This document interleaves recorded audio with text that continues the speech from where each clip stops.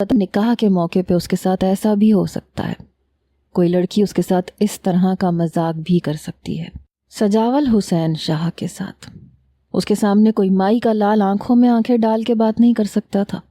پورا گاؤں سجاول حسین کے غصے سے کانپنے لگتا تھا۔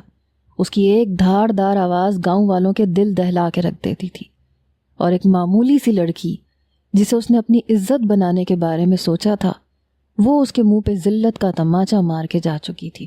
لیکن وہ کوئی معمولی انسان نہیں تھا جو ایک لڑکی کے ٹھکرائے جانے پہ اپنی اہانت برداشت کرتا اور خالی ہاتھ لوٹتا۔ ردا کی سسکیاں اس وقت اسے زہر لگ رہی تھیں۔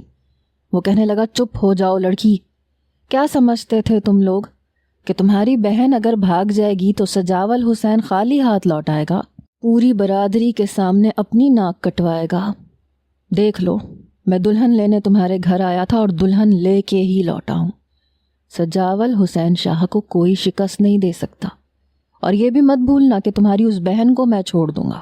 اس کا ایسا عبرتناک انجام کروں گا کہ گاؤں کی کوئی بھی لڑکی دوبارہ بھاگنے کی ہمت نہیں کرے گی۔ بھاگنے کے نام پہ تمہاری بہن کا انجام سوچ کے کانپے گی، جو میں کروں گا۔ اس وقت ردا کی یہ حالت تھی کہ کاٹو تو لہو نہ نکلے۔ وہ ضبط کے مراحل سے گزر رہی تھی، چاہتی تھی کہ اپنی سسکیوں کو روک لے، اپنے بہتے آنسوؤں کو یہیں تھمنے پہ مجبور کر دے، لیکن بے اختیار تھی۔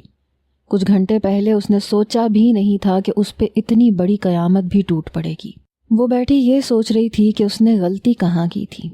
وہ تو صوم و صلات کی پابند تھی، پردہ کرتی تھی، کبھی کسی غیر اجنبی کو اس نے نہیں دیکھا تھا، اور یہی کوشش کرتی آئی تھی کہ کبھی کوئی اسے بھی نہ دیکھے۔ اور پھر اتنی بڑی زیادتی اس کے ساتھ کیسے ہو سکتی تھی، اور کیوں کر ہو رہی تھی؟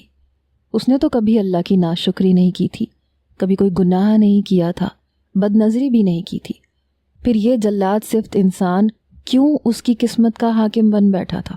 گاڑی جیسے ہی حویلی میں داخل ہوئی تو حویلی سجی ہوئی تھی، اندر ڈھول کی آواز گونج رہی تھی، کیونکہ سجاول حسین شاہ کے گھر کی خواتین بارات کے ساتھ نہیں گئی تھیں، کیونکہ ان کے گھر میں یہ رواج نہیں تھا۔